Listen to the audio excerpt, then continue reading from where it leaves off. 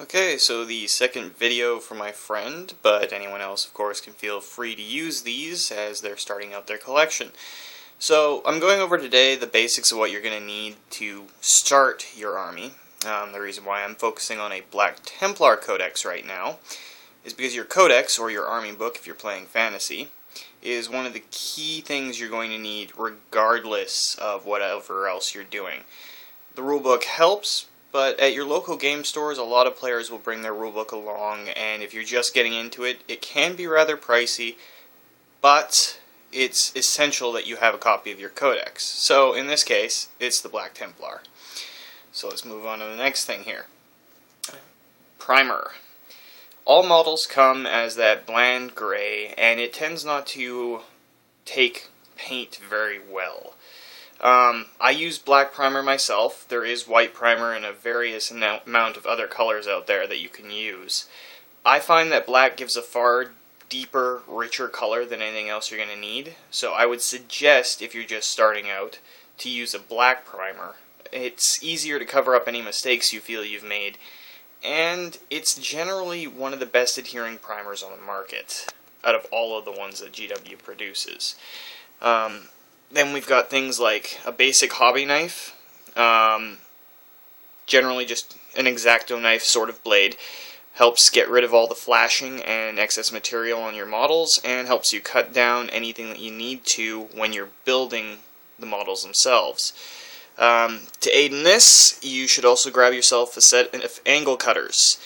Jeweler's kits that you can get from Michael's or other hobby stores and that sort of stuff, or even the GW product ones, which are really good in fact, work well, but a simple set of angle cutters will help you get everything off the sprue and help you cut down anything that you don't want. Next thing you're going to need is a set of brushes. Now, I've got 3 different brushes here. The one that I would like to point out more than anything else is the starter brush.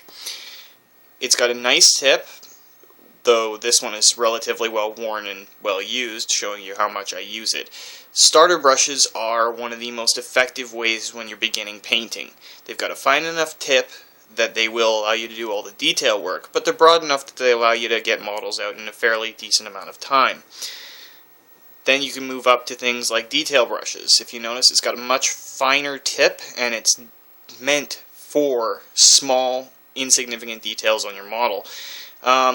It's really much more effective to use a small pointed tip like this when you're doing things like eyes and like armor creases. It takes a lot less effort if you're using a smaller brush. Then there's also the standard brush, which is very similar to a starter brush, but it's a bit wider, a bit more able to handle those wide and open surfaces. But the 3 of those together are an effective combination when you're first starting out. Now, just as an example for when you start getting into your more advanced models, or when you're wanting to create or customize your models, a knife kit such as this.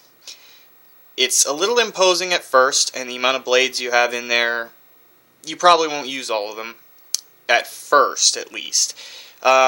This particular set comes with a whole set of different blades that can be used for anything that you could possibly need. Personally, I've never used the 2 planes on there, but it also comes with things like small pieces of sandpaper blocks to shore up things. It's an effective little kit, and GW produces something very similar, and I would suggest you grab that if you're looking for a larger tool set. So that's basically everything you're going to need to start off your project here, and once you're on your way, this stuff will prove to be invaluable. So, again, this is for anyone who's just starting out, and take care until next time.